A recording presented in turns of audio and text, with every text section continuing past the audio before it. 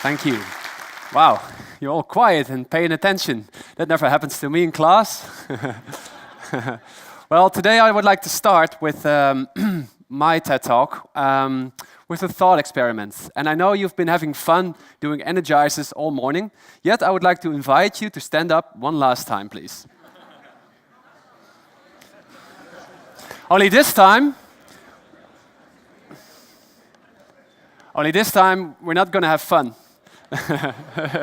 This time it's serious. This time we're going to do a thought experiment. And in this thought experiment, imagine yourself standing next to a railway track. And there's a train coming down the railway track at great speed.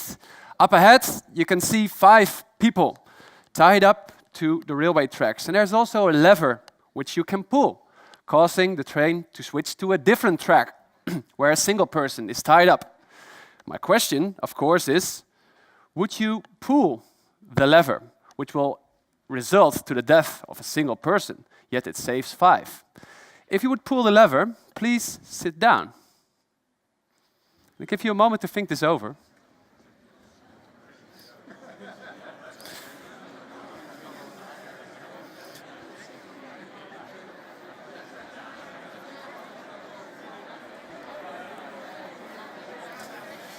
Oh, wow.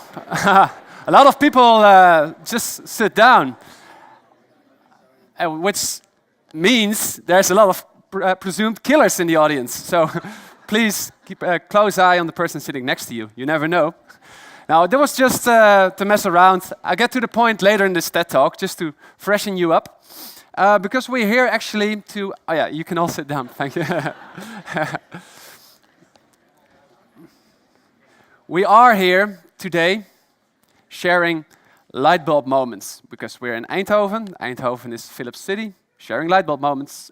My personal light bulb moment came in 2011. I was working then at a traditional school, not this one, in Amsterdam North, and we were facing rough weather. The exam results declined, and as a consequence, the student numbers also dropped. So we had to do something.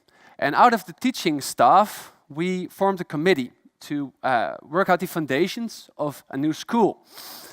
And I remember very clear the first time we sat together and we looked at the task at hand, we realized we had to rethink the way we were teaching.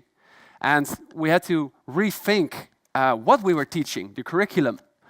And it was a tough job, you know, where to start. How do you found the school? There's no manual for this sort of thing. So we decided to start with the core question, meaning, what is the purpose of education? And for us, the initial answer to this question was to prepare the next generation to a changing world. And this is, of course, highly problematic, because what knowledge is still needed in the 21st century, what is urgent, what can we get rid of, and what skills are needed, which competencies are needed. Again, highly problematic, because no one can predict the future, no one can look into the future. If you would take 50 years ago, the best prediction of the future would have us living in the bottom of the ocean, you know, in spheres. And I don't pretend today to do any better. But there are some trends which we can follow, and there are certain things I find important.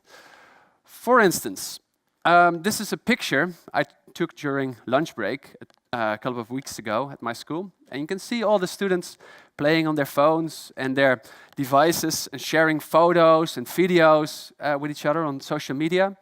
And as teachers, we are, you know, busy surveilling the courtyard, surveilling the inside and the outside in the offline world, while we should be focusing more of our attention to what's happening in the online world, where they actually are hanging out during lunch break and after school. Yet education at this point, it's still very limited. We don't really teach our kids to deal with online ethical issues such as privacy. You know, what do you share with whom? And in this virtual jungle, kids need to be equipped with a moral compass. I'll share with you a second thing I find important, a second trend. What's also happening, in my view, is what's changing in the world around us is the information we form our view on the world with. Some of my kids read the newspaper back home. Some of my kids, some of my students, they watch the television. Most of them, they have, of course, the devices, and they have social media. And most of them, they watch vloggers on YouTube, and they share sensational articles with each other through the social media. And this is concerning, because in their little information bubbles, it's very easy for fake news items to spread to their devices, which they read the articles on. And this is concerning because no one really teaches them how to check if the source is reliable or where the information comes from. So what I'm saying is, education on digital literacy, it's still very limited in the Netherlands and outside. In other words, we don't teach our kids how to critically deal with the information around them. My main message here would be that the world around us is changing really fast, yet our education system is not changing at the same pace. I think the urgency today to teach kids critical thinking skills and ethical awareness is now more urgent than ever.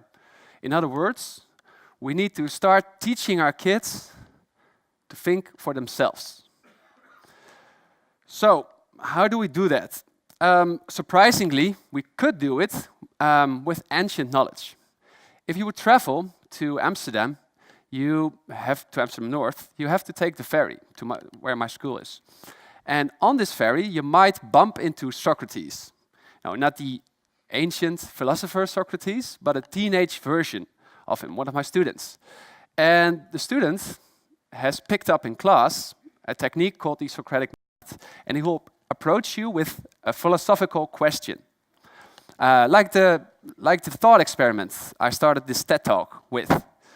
So let's get back to the railway track, because my student has picked up in class that after asking the initial question with the trolley and the lever, he can change or play with the variables a little bit.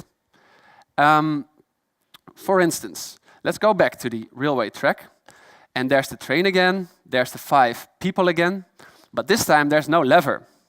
This time there's no next track with a single person. This time there is a very, very fat man on a bridge, and you're walking on the bridge. Of course, the people just sat down.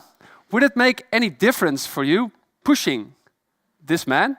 And you calculate that if you push this man, and it will cause the train to derail. Would you push him? Would it make any difference for you? Is this an ethical thing to do or not? So this is the type of conversation which will lead to.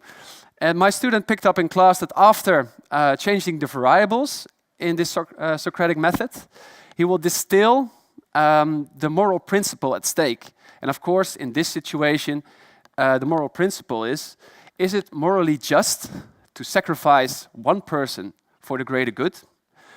And the last phase of the Socratic method, he has to find a mutual ground with the conversation partner, finding a mutual answer to this question. Now, this is the Socratic method, and I teach this in a class called Marvelous Minds. And this technique will help my students in dealing with ethical dilemmas as it trains their critical thinking skills.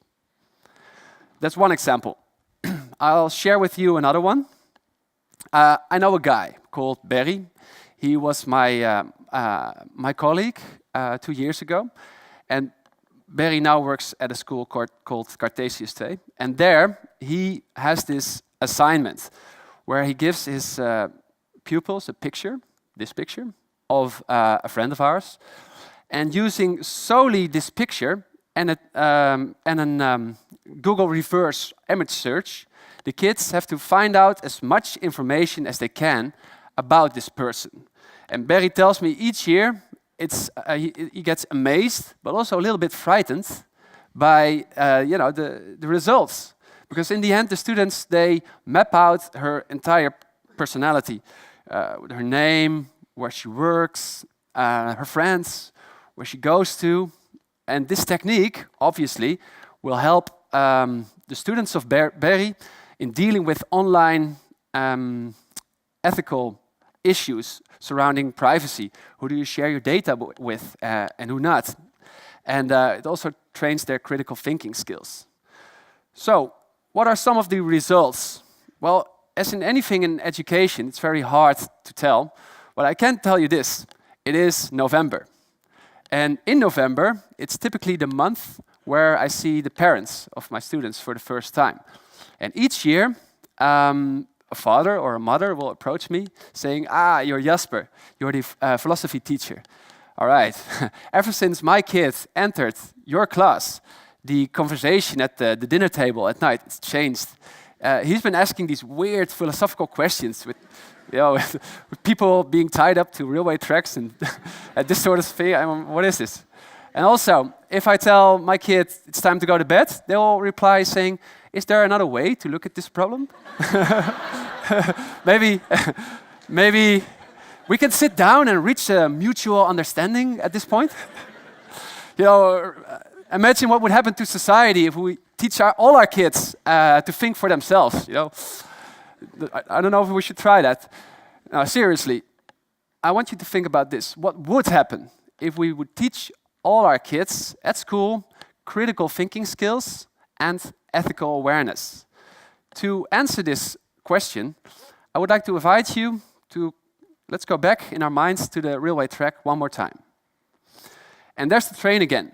Only this time, the train stands for our education system, and it's barreling down the railway track like it's did the past 200 years. And it can continue to do so for another 100 years.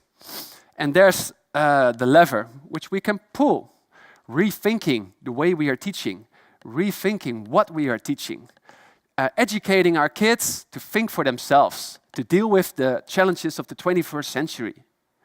Would you do so? Which one of you would pull this lever? Thank you.